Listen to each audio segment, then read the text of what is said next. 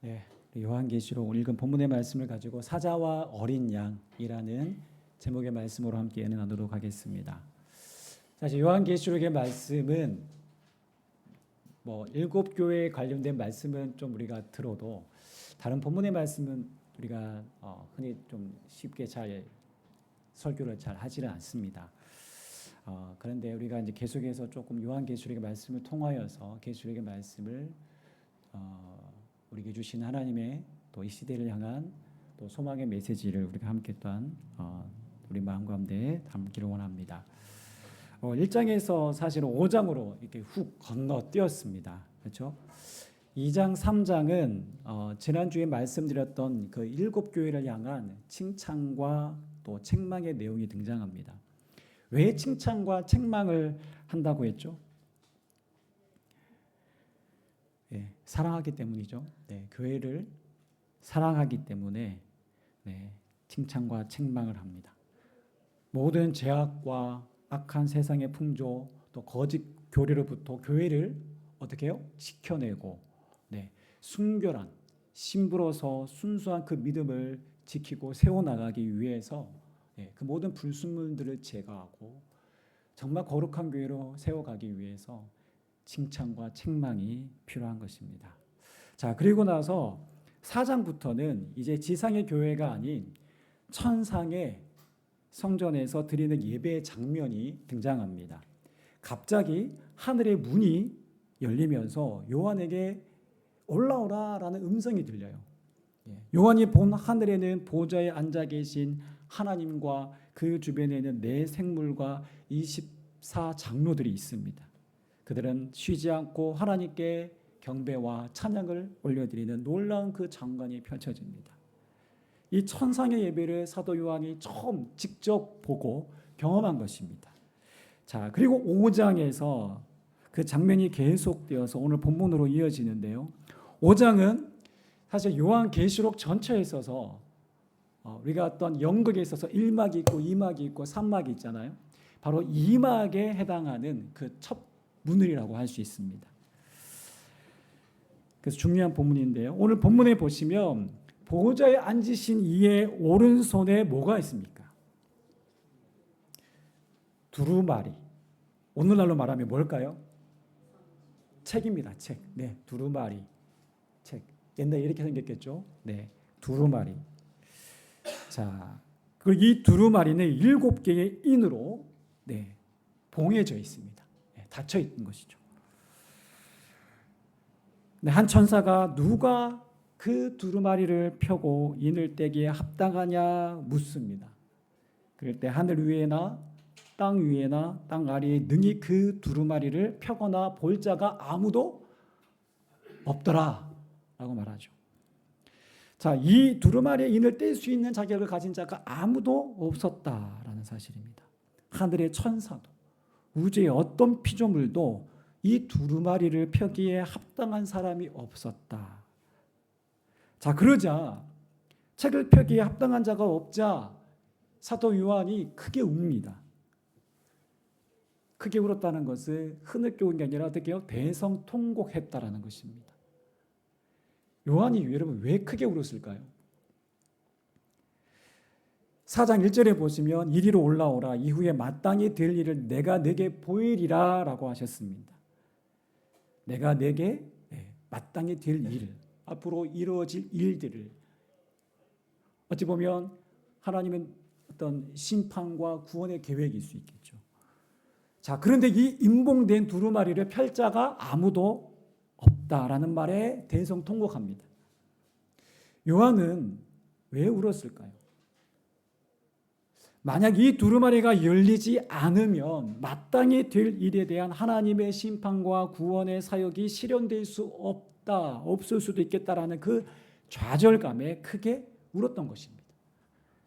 심판의 두루마리가 펼쳐지지 못한다면 악을 심판하고 죄로 가득한 세상을 구원할 하나님의 놀라운 그 구원의 역사가 실현될 수 없기에 어떻게 합니까? 그는 좌절했고 통곡하며 우는 것입니다.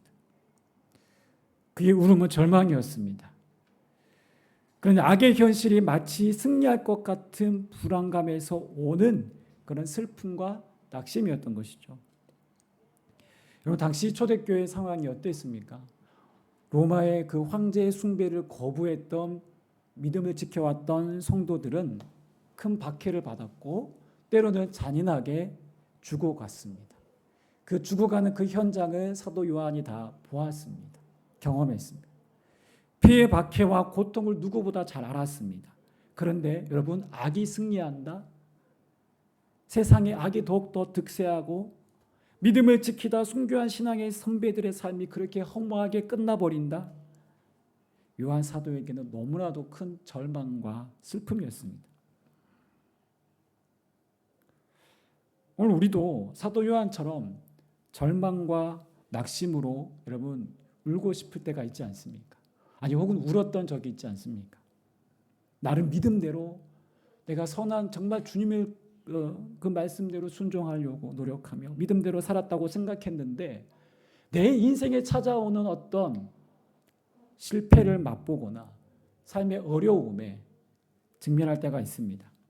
여러분, 사람들은 결과를 보고 쉽게 판단하지 않습니까? 근데 혹 그것이 나 스스로에게도 적용될 때도 있습니다. 만약 잘 나가던 사업이 불황을 겪고 혹은 파산을 당하거나 직장에서 갑자기 해고 통지서를 받거나 혹은 원치 않는 우리가 질병을 당하거나 그러면 우리에게 낙심이 찾아옵니다. 슬픔이 찾아옵니다. 사람들은 네가 믿는 하나님이 정말 살아계시냐 비아냥하기도 합니다. 문제가 해결되지 않는 상황이 계속될 때 우리의 믿음은 때로는 흔들리기도 합니다. 사도 요한처럼 허무감과 절망감에 통곡하기도 합니다. 그러나 이것이 결코 끝이 아닙니다. 오늘 본문 5절에 보시면 장로 중에 한 사람이 요한에게 뭐라고 합니까? 울지 말라. 울지 말라. 여러분, 때로는 누군가가 절망하고 있을 때 우리가 울지 마라고 위로하는 그 말도 위로가 되지만 사실은 뭔가 해결책을 제시 주지 않으면 그 말은 우리에게 진정한 위로는 되지 않습니다. 근데 오늘 장로 중에 한 사람은 울지 말라라고 말만 하는 것이 아니라 울지 않아도 될 이유를 말합니다. 바로 유대 지파의 사자 다윗의 뿌리가 이겼으니 그 두루마리와 그 7인을 떼시리라 라고 말합니다. 꽁꽁 봉해졌던 7인을 다윗의 뿌리 되시는 유대지파의 사자가 떼신다라고 말할 때 이 사도 요한은 그 모든 절망을 딛고 일어설 수 있는 힘과 소망을 품게 됩니다. 환호성을 아마 외쳤을 것입니다. 그 누구도 뗄 수 없었던 것, 인을 사람이 결코 할 수 없었던 것을 우리 주님께서 하신다라는 것입니다. 하나님 보좌 우편에 계신 주님은 절대로 이 세상을 그냥 방관만 하고 계시지 않습니다. 악이 이기도록 내버려 두시지 않으십니다. 우리 주님은 사탄의 교만을 완전히 꺾으십니다. 아무리 세상이 혼탁하고 죄로 가득한 세상이어도 하나님은 당신의 구원을 지금도 이 땅에 대해 지금도 하나님의 구원을 이루어 가십니다. 하나님은 지금도 선하신 뜻을 두고 우리를 통해서 그 일을 이루어 가십니다. 예수 그리스도를 통해서 그 일을 이루어 가십니다. 그래서 5절과 6절에 보시면 예수 그리스도가 두 가지 동물로 묘사되어서 등장하는데요. 하나는 뭘까요? 네, 사자입니다. 여기서의 사자가 헬라어로 레온이라고 합니다. 우리가 잘 알고 라이언, 사자입니다. 으르렁하는 그 사자입니다. 또 하나는 뭘까요? 어린 양입니다. 한번 사진을 보시면 여러분, 사자와 이 어린 양의 이미지가 잘 서로 어울립니까? 사자는 소위 말한 동물의 왕, 어떤 최고의 권력, 힘, 정복자, 승리자로 대표되는 게 사실은 사자입니다. 강하고 힘 있는 승리자. 그런데 어린 양은 아무런 힘도 없고 오히려 보호받아야 할 동물에 불과합니다. 여러분, 사자와 어린 양이라는 이미지는 너무나 사실은 상반된 이미지입니다. 이 상반된 이미지가 예수님에게 있어서 동시에 적용된다라는 사실입니다.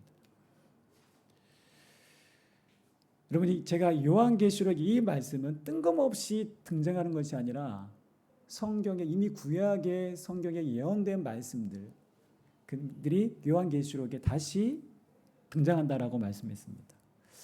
이 유다지파의 사자라는 말은 이미 창세기에서 등장하는 표현인데요. 우리 한번 살펴보겠는데요. 이 사자라는 표현은 유다지파의 사자 다윗의 뿌리가 이겼으니라고 되어 있는데 이 말씀의 근거는 창세기 49장에서 야곱이 여러분 죽기 전에 유언같이 이제 축복을 합니다. 그때 12아들들을 불러놓고 축복할 때 등장한 표현이 있는데요. 그 중에 이제 유다에게 축복하는 내용이 바로 창세기 49장 9절 10절의 말씀인데 우리 한번 제가 읽어보겠습니다. 내 아들 유다는 먹이를 찢고 굴로 들어가 엎드리고 눕는 사자와 같으니 누가 감히 그를 건드릴 수 있겠는가? 왕의 지팡이가 유다를 떠나지 않을 것이니 그 지팡이의 소유자가 오실 때까지 그가 통치자의 지휘봉을 가지고 다스릴 것이며 모든 백성이 그에게 복종할 것이다. 그럼 이 유다지파가 다윗의 계보로 이어지고요, 혈통으로 이어지고 이 다윗의 혈통을 통해서 예수 그리스도가 이 땅에 오셨습니다. 자, 바로 그분은 바로 유다지파의 사자, 다윗의 뿌리로서 힘과 권세와 위엄 모든 만물의 진정한 통치자가 되십니다. 이것이 바로 사자로서 오실 메시아 예수님의 모습으로 생각되었습니다. 그래서 유대인들은요, 강력한 로마의 식민지로부터 우리를 해방할 힘 있는, 그 로마를 무너뜨릴 수 있는 힘 있는 강력한 메시아를 원했습니다. 그 메시아를 열망했습니다. 자, 그런데 6절에서 보시면 그 메시아의 모습이 어떻게 등장하죠? 어린 양으로 등장합니다. 6절에 보시면 내가 또 보니 보좌와 내 생물과 장로들 사이에 한 어린 양이 서 있는데 일찍이 죽임을 당한 것 같더라. 실제로 요한의 눈에 등장하는 모습은 여러분 강한 사자가 아니라 뭐예요? 어린 양입니다. 그것도 보통 어린 양이 아니라 일찍 죽임을 당한 어린 양입니다. 시체처럼 죽어있는 어린 양입니다. 여러분, 도대체 어떻게 죽임을 당한 어린 양이 여러분 정복자가 될 수 있습니까? 네, 이것이 바로 하나님의 놀라운 구원의 비밀인 것입니다.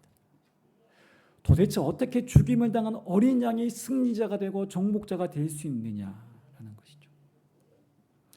즉 예수님은요, 사자와 같은 모든 만물의 통치자가 되시고 권력자가 되시고 그러한 왕좌에 계시는 그분은 힘이 있으시지만 그분은 사자같이 행동하지 않으셨습니다. 그분은 온 천하를 뒤엎을 수 있는 능력을 가진 분이시지만 그분은 신음소리 하나 내지 않고 결박을 당하시고 침뱉음을 당하시고 채찍에 맞으시고 나중에는 십자가에 못 박혀 처참하게 돌아가셨습니다. 어떻게? 왜요? 오직 우리를 구원하시기 위해서입니다. 그렇게 사자가 어린 양이 되어 죽을 수밖에 없었습니다. 그러나 그리스도는 사망의 결박을 끊으시고 부활하셔서 사탄의 세력을 완전히 뒤집어 엎으셨죠. 이것은 바로 사자의 일입니다. 죽음의 권세, 사탄의 권세를 향하여서 주님은 어떤 모습이죠? 사자의 모습으로 일하셨습니다. 자, 여기서 그러면 우리가 기억해야 될 부분이 있는데요. 무엇을 기억해야 될까요? 자, 이 땅에서 예수님께서 일하신 방식은 여러분 사자입니까? 어린 양입니까? 어린 양입니다. 예수님은 철저하게 사자의 본분이셨지만 사자의 권좌에 계신 분이시지만 예수님은 철저하게 어린 양의 모습으로 이 땅에서 사셨습니다. 그러니 사람들이 예수님을 봐도 예수님을 메시아, 예수님이 권능을 베풀고 예수님이 어떤 기적을 베풀어도 예수님을 메시아로까지 인정하지 않았습니다. 그렇다면 그리스도를 따르는 오늘 우리가 이 땅에서 우리 또한 어떤 방식으로 어떤 삶을 살아야 될까요? 어린 양의 방식입니다. 어린 양의 방식으로 우리가 이 땅을 살아야 됩니다. 즉 악을 악으로 갚는 것이 아닌 어떤 내 힘과 내 지위와 내 어떤 권력을 가지고 그것을 내가 이 땅 가운데서 내가 그것을 펼치며 사는 것이 아닌 기꺼이 나의 삶을 내어주는 삶을, 때로는 희생을 감수하는 삶인 것입니다. 악이 이기는 것처럼 보이는 상황에도 억울할 수 있고 때로는 울어야 할 수도 있고 때로는 손해볼 수도 있고 또 남들에게 비아냥 소리를 들을 수 있고 바보 소리를 들을 수도 있습니다. 그러나 이 땅에서 우리는 그럼에도 불구하고 우리는 위로하고 용서하고 끝까지 사랑하는 삶을 살아야 합니다. 한 알의 밀알이 땅에 떨어져 죽을 때 많은 열매를 맺는다고 했습니다. 내 속에 꿈틀거리는 죄의 욕망을 완전히 죽이고 우리가 어린 양처럼 그 어린 양 대신 예수 그리스도를 본받고 그분을 따라가는 삶을 우리가 이 땅에서 동일하게 살아가야 하는 것입니다. 그래서 세상 사람들이 볼 때 우리는 어떠한 강한 어떤 우리의 세력으로서 우리의 어떤 힘으로서의 어떤 강한 이미지가 아니라 때로는 연약해 보이고 유약해 보이고 아유 저 뭐 예수 믿는 사람도 별 볼 일 없네라는 그렇게 모습으로 비춰질 수도 있는 것입니다. 보세요. 예수님의 궁극적인 모습은 사자이지만 그분이 이 땅에서 육신의 몸을 입고 사실 때 그분은 철저하게 어린 양, 그것도 죽임당한 어린 양의 모습이셨습니다. 그 모습으로 주님은 사셨습니다. 그래서 오늘 우리가 이 놀라운 구원의 은총을 받아 하나님의 영광에 이를 수 있는 그런 자격이 우리에게 주어졌습니다. 이 모든 것이 주님의 희생으로 가능했습니다. 자, 그럼에도 여러분 그분의 궁극적인 모습은 무엇입니까?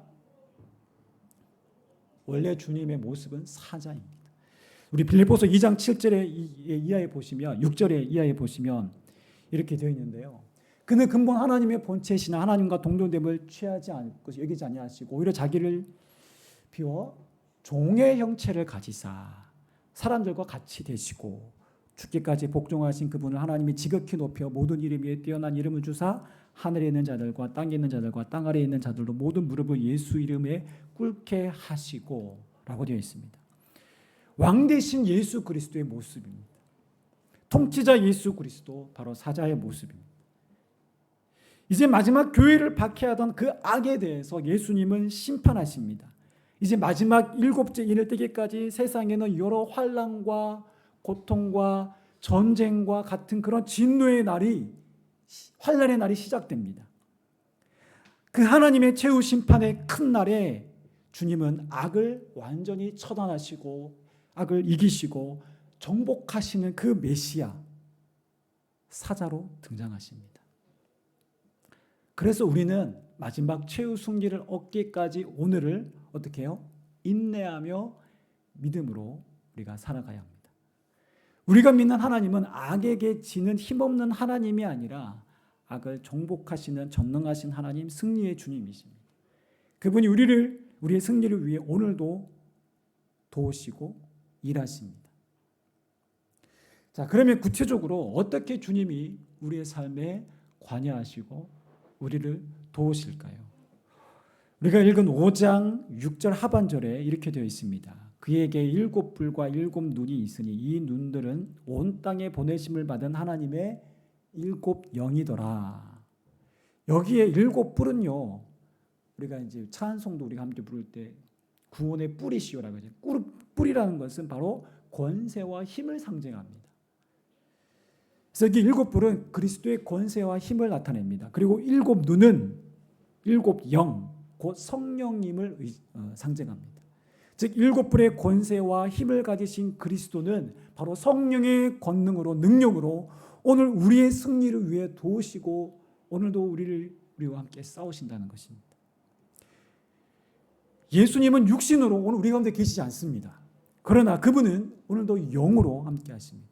즉 우리 믿는 자들의 교회 위에 성령으로 우리를 깨닫게 하시고 우리를 다시금 일으키시고 우리에게 능력 있게 하셔서 세상의 악과 죄에 대하여서 우리가 전복당하지 않도록 우리가 맞서 대항하여 싸울 수 있도록 우리에게 힘을 주십니다. 이것이 오늘 우리가 어린 양의 방식으로 살면서 세상에서 억울하게 그렇게 당하는 것 같으나 우리가 악에게 지지 않고 승리할 수 있는 비결입니다. 여러분, 스데반 집사님이 복음을 전하다가 돌에 맞아 순교를 당하기 직전 그 순간을 성경은 이렇게 표현합니다. 기록합니다. 우리 한번 다 같이 읽어보겠습니다. 사도행전 7장 55절입니다. 시작. 스데반이 성령 충만하여 하늘을 우러러 주목하여 하나님의 영광과 및 예수님께서 하나님 우편에 서 계신 것을 보고. 자, 이거 보시면 스데반이 어떻게 해요? 네. 성령이 충만하여. 스데반 집사님은 예수님처럼 어린 양의 방식으로 억울하게 죽음을 당하신 것입니다. 스데반이 무슨 큰 죄를 지었습니까? 스데반이 어떻게 돌에 맞을 만한. 그런데 그 순간 성령 충만하여 예수님께서 하나님 우편에 서 계신 것을 보았습니다. 죽음을 이길 수 있는 능력, 복음을 끝까지 전했던 그 담대함의 원천이 바로 성령의 충만함이었습니다. 성령의 능력이었습니다. 우리가 어린 양의 방식으로 우리가 세상을 살아갈 때 여러분 어떻게 인내만 할 수 있겠습니까? 우리가 때로는 억울함을 호소할 수도 있겠죠. 사탄은 우리를 조소하며 우리의 믿음을 마치 헛된 것인 양 우리를 부추기고 우리를 그렇게 생각하게 만듭니다. 그러나 우리는 이 땅에서 그냥 인내하는 것만이 아닙니다. 우리는 성령의 능력으로 인내하는 것입니다. 그래서 내가 사랑하기 힘든 사람, 내가 용서하기 힘든 사람, 내가 품기 힘든 사람, 그것은 바로 성령의 능력으로 우리가 사랑하고 용서하고 품는 것입니다. 우리는 그 이면의 역사는 사단의 세력을 향해 성령의 능력을 힘입어 우리는 저항하고 싸우는 것입니다. 오늘 믿지 않는 가족의 구원을 위해서 기도하는 것도 마찬가지입니다. 그 구원에 이르는 것을 방해하는 사단의 세력을 향해서 우리가 성령의 능력을 의지하며 대항하며 싸우는 것입니다. 그래서 교회의 참된 능력은 바로 이 성령의 능력에 있는 것입니다. 우리의 힘은 눈에 보이는 것에서 오지 않고 오직 그리스도를 의지하는 그 능력, 성령의 능력을 의지하는 것에서 비롯된다는 사실을 오늘 본문을 통해서 우리에게 말씀하고 있는 것입니다. 주님이 교회에 하시는 말씀은 세상을 두려워하지 말라는 것입니다.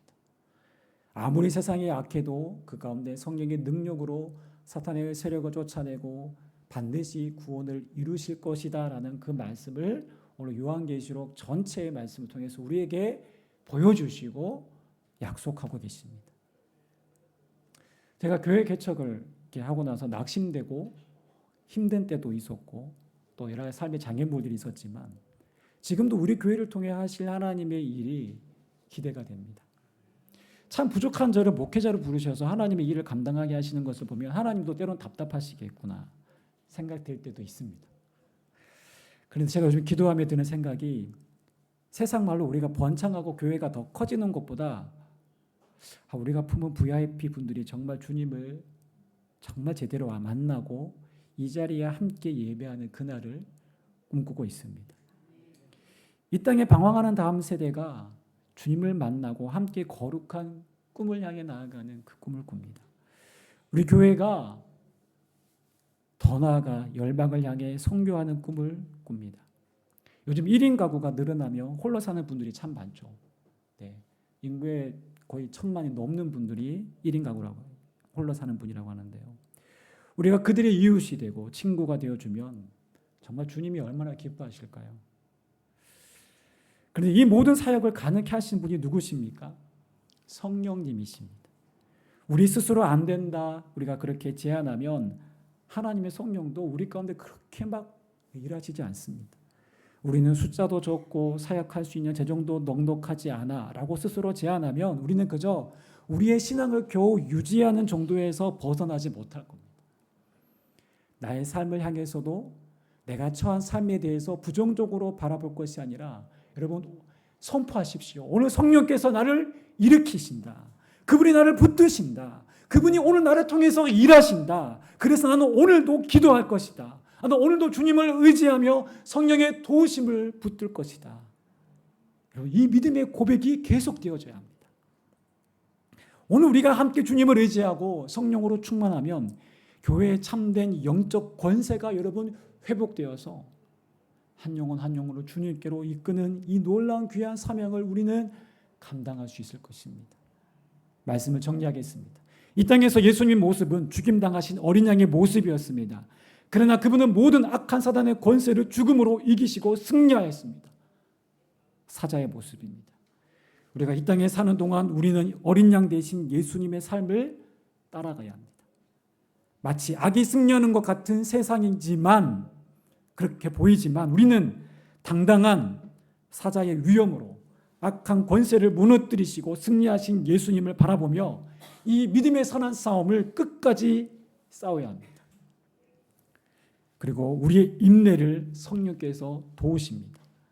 성령의 능력이 교회 위에 함께합니다. 성령께서 우리를 붙드시고 이 싸움을 이기도록 끝까지 이 믿음의 경주를 완주하도록 우리를 도우십니다. 우리 이 성령의 능력에 힘입어 마지막 최후 승리를 경험하는 저와 여러분 되시기를 주님의 이름으로 축원합니다.